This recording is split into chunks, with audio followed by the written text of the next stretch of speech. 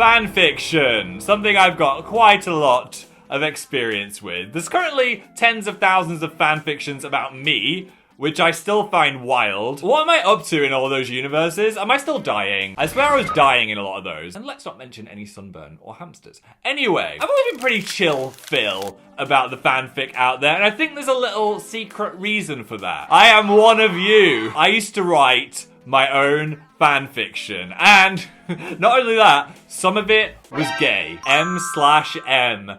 And it was all about Buffy the Vampire Slayer, which, if you didn't know, was a show that I was entirely obsessed with. I spent my teenage years making terrible Photoshop edits of the characters. I even developed my first ever editing skills because of this show. I gave myself the editing tips by making all these angsty music videos using clips from the show. I wish I still had them. They have been lost to time. But I didn't stop there, because Buffy as a show didn't have much man-on-man action. There were some great lesbians, to be fair, but no male gays, which is what angsty Phil would have wanted. Under an anonymous Buffy forum username, which I will not be sharing, I decided to write some of my own fanfiction. And I recently went back to my parents' house and I was looking through some of my old hard drives, and amongst the generally cursed files, which we'll not be speaking about, I found a Microsoft Word document, which was a treasure trove of my Buffy fanfic. And I thought today we could read it together. I've not actually clicked through to this yet, so this is going to be as much of a surprise for me as it is for you. Okay, here we go. Introducing Vampire Moon, Chapter 1, Lunar Fusion.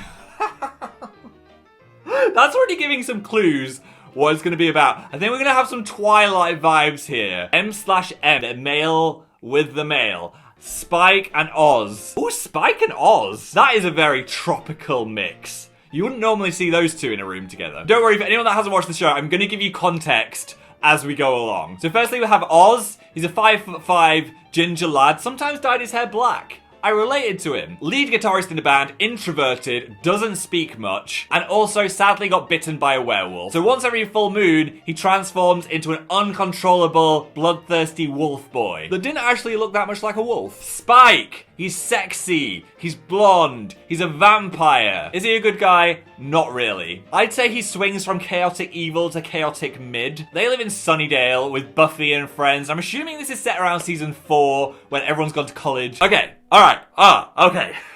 I'm cringing already. I don't know how sexy this is going to be. I don't know what we're in for. I need to do my sexy audiobook voice for this. The moon hung low in the sky, its eerie glow casting long shadows across the abandoned streets of Sunnydale. Ooh, setting the scene, Phil. I like it. The long shadows. What's going to be going on in this dark, sexy evening? Oz, our first character, had finished his show at the Bronze. That was the place where they all hung out. This was a bit weird. They all did their homework in a nightclub when they were 16. I don't know. Anyway, Oz had finished his show at the Bronze, and rather than going back to his dorm, they are in college, good. He found himself prowling the alleys, his senses heightened by the full moon's pull. It wasn't fully out yet, but he could feel the primal draw of the wolf within.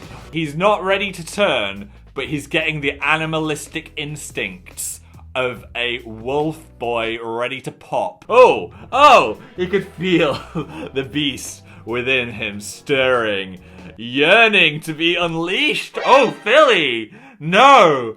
This is some sexy wolf furry action. But there was something else tonight.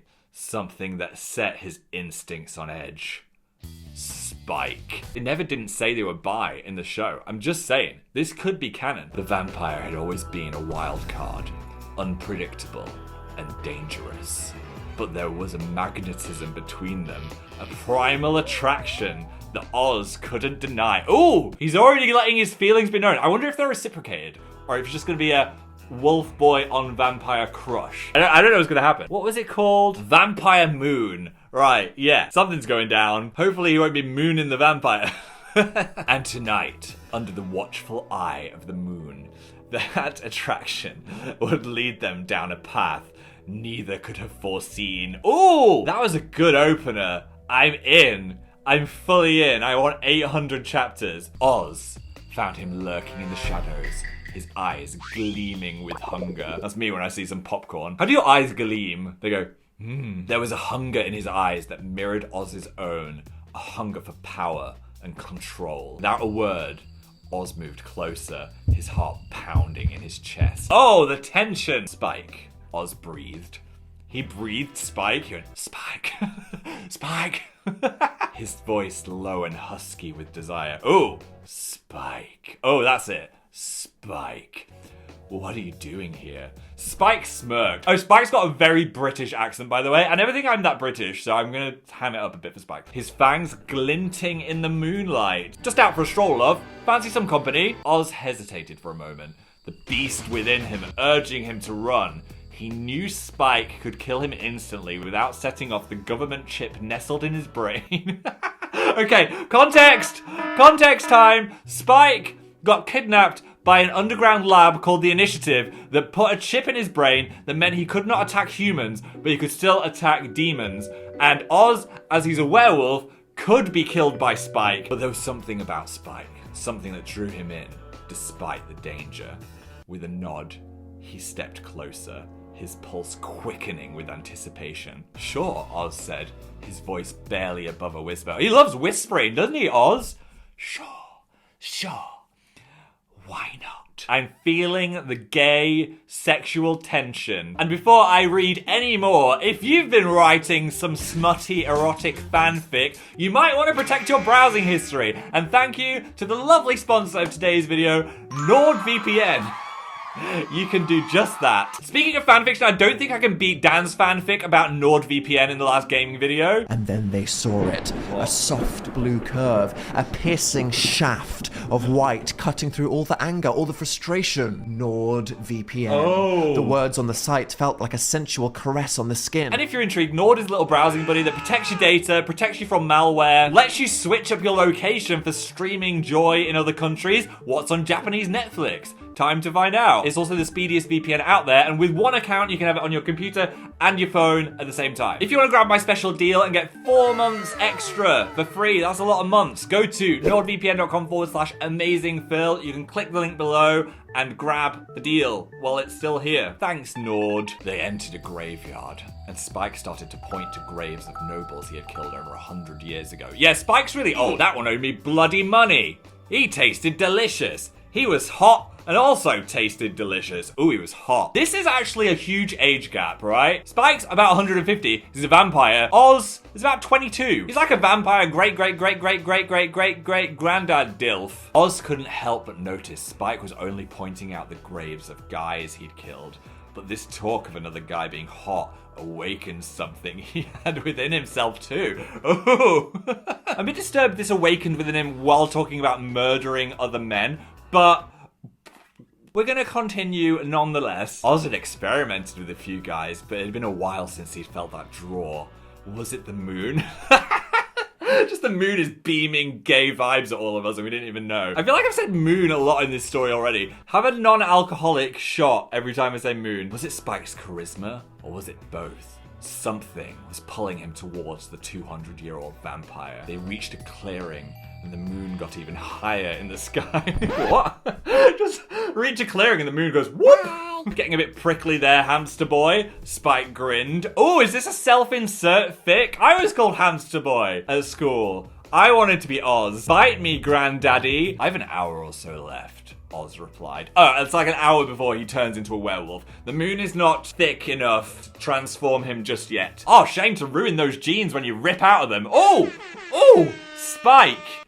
You naughty man. Yeah, when Oz transforms, his clothes go poof. As they turn towards the mausoleum, that's definitely spelt wrong, Spike shoved Oz hard into the wall and started kissing him. Oh! Spike just made the first move. He felt the gay moon beaming on him. He was ready for some action. Oz was startled but kissed back. Yes! It's happening. But it wasn't his human side in charge. Oh, inside of you there are two wolves. One is gay, the other is gay. He had started to change. And with that, as if called by the moon, have a drink, Oz's transformation into his wolf form had begun. Oh my god, this is chaos. When Oz turns into a wolf, it is full-blown mayhem. He's ripping out people's throats. He's humping the neighbor's dog. It's a whole shebang. Before he got too hairy. That is not a sexy way of writing it, Phil. Spike lunged forward, his fangs sinking deep into Oz's neck. He's biting him. What? The pain was intense, but so was the pleasure.